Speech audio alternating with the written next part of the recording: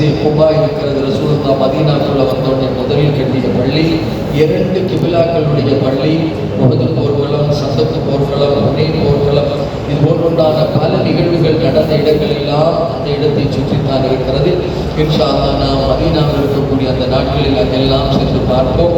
அதிலும் குறிப்பாக நபி ஸல்லல்லாஹு அலைஹி வஸல்லம் அவர்கள் சுஜூது செய்த, அவர்கள் அன்றைக்கு சுஜூது செய்த மலையில் இன்றைக்கும் சுப்ஹானல்லாஹ் அந்த கஸ்தூரி வாசம் நாமும் சுஜூது செய்கிற போது அந்த இடத்தில் இருந்து வெளிப்படும் பாக்கியம், பெரிய உடம்பையெல்லாம் உள்ளிருக்க வைக்கக்கூடிய அற்புதமான பாக்கியம் மதீனாவில் ஓரங்களில் ஒளிந்து கிடக்கிறது.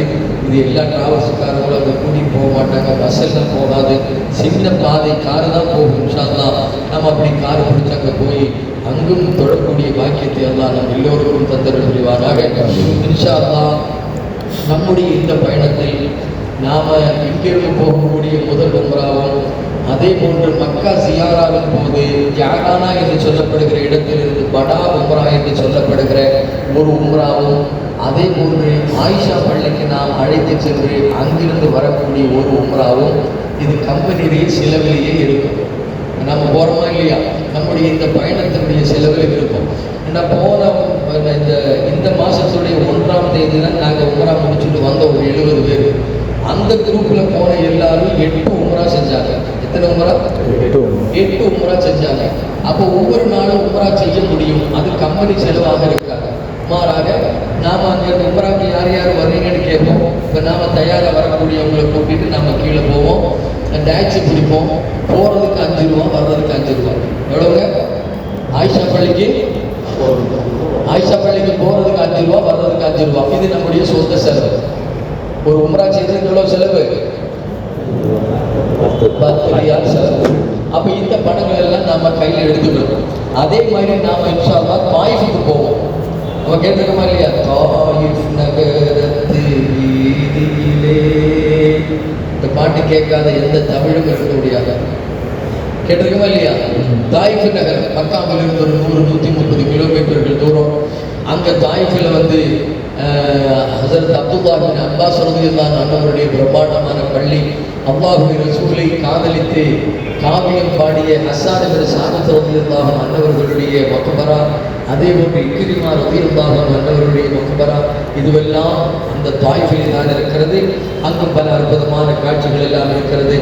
கண்ணியத்திற்குரிய ஹாரூன் ரஷீத் பாதுஷா அவர்களுடைய துணைவியார் ஜுபைதா அம்மா அவர்கள் அன்றைக்கு 6000 கிலோ சொர்ணம், எவ்வளோங்க? தனக்கு சொந்தமான 6000 கிலோ சொர்ணத்தை, நகையை அன்றைக்கு அவர்கள் விற்று தாயிஃபிலிருந்து மக்கமா நகரத்தில் குடிதண்ணீர் கிடைக்காத அந்த காலத்தில், வறட்சியான அந்த காலத்தில், தாயிஃபிலிருந்து ஒரு தனி வாய்க்காலையே மக்காவுக்கு ஓட விட்டவங்க சுபைதா அம்மா. அந்த வாய்க்கால் எல்லாம், அந்த டேம் எல்லாம் தாயிஃபில் தான் இருக்கிறது. அங்கே இன்ஷா அல்லாஹ் நாம் கூட்டிகிட்டு போவோம். அந்த பயண செலவும் நம்முடைய கையிலிருந்து செலவாகும். ஒரு ஆளுக்கு ஒரு 50 ரூபா அந்த மாதிரி வரும். பஸ் கொடுத்துட்டு தான் போவோம். ஒரு ஆளுக்கு ஒரு 50 ரூபா. இதுதான் எக்ஸ்ட்ரா உள்ள செலவாக இருக்கும். இது நம்ம முன்னாடி சொல்லலைன்னு பிரச்சனை வரக்கூடாது, சரிங்களா? அப்போ டெய்லி உம்ராவுக்கு போகிறோம். இப்போ 3 உம்ரா கம்பெனி செலவுன்னு சொல்லிட்டோம். தாயிஃபுக்கு போகிறோமா இல்லையா? அங்கேருந்து வரும்போதும் ஒரு உம்ரா இருக்குது.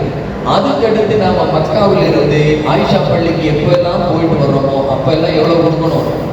இங்கேருந்து டாக்ஸி பிடிச்சி நம்ம டவுன் ஹால் போயிட்டு திரும்ப வரணும். காசு செலவாகவும் ஆகாதா? அப்போ இதில் போகிறதுக்கு 5 ரூபா. அதே வண்டி போக வரது அப் அண்ட் டவுன்லாம் பேசுவாங்க.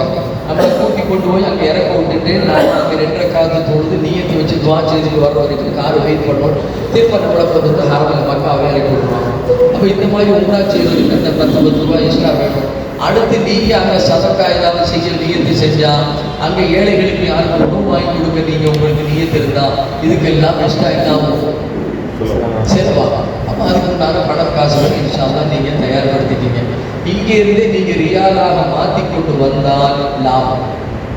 உங்களுக்கு தெரிஞ்ச இடத்துல சொல்லி நீங்கள் இந்திய மணியை வந்து இங்கேயே ரியாலாக மாற்றி அங்கே கொண்டு வந்துட்டீங்கன்னு சொன்னால், இங்கே வந்து உங்களுக்கு செலவு கம்மி, லாபம். இதே நம்ம பணத்தை அங்கே கொண்டு போய் நம்ம ரியாலாக மாற்றணும்னு சொன்னால் 24 ரூபா சிசுரன், 24 ரூபா 40 காசு. அதில் 50 காசு கொடுத்தா தான் ஒரு ரியால் கிடைக்கும். அப்போ நம்ம ஒரு பணம் 100 ரூபா கொடுத்தா எத்தனை ரியால் கிடைக்கும்? வெறும் 4 ரியால் கிடைக்கும். ஆனா இங்க நீங்க மாத்துறீங்கன்னு சொன்னா கிட்டத்தட்ட 4.5 ரியால் இங்க கிடைக்கிறதுக்கு வாய்ப்பு இருக்கு. இதே 100 ரூபாய்க்கு இங்க மாத்தினா எவ்வளவு கிடைக்கும்? கிட்டத்தட்ட 4.5 ரியால் கிடைக்கும். அப்ப நீங்க இங்கே மாத்திட்டு வர்றது அல்ஹம்துலில்லாஹ். பணம் எவ்வளவு கொண்டு போகலாம் சார் அப்படின்னு பலர்கள் கேட்டாங்க. பணம் நீங்க எவ்வளவு வேண்டாலும் மாத்தி கொண்டு வரலாம், அதுக்கெல்லாம் கணக்கு இல்லை. நீங்க மக்க மாநகரத்தில் வந்து நிறைய சதக்கா பண்ணணும். ஒன்று கொடுத்தா 1 ரியால் கொடுத்தா 1 லட்சம் ரியாலுடைய நன்மைகள் இருக்குது. அங்கே உள்ள பள்ளியில் சிறுமம் செய்யக்கூடிய நிறைய பணியாளர்கள் இருக்காங்க மக்காவில். அப்போ அவங்களுக்கு நீங்கள் சதக்காக்கள் கொடுக்கணும்னு சொன்னால் அந்த ஏற்பாடுகளோடு இன்ஷா அல்லாஹ் புறப்படுவாங்க. சரிங்களா? வேற ஏதாவது இது சம்பந்தப்பட்ட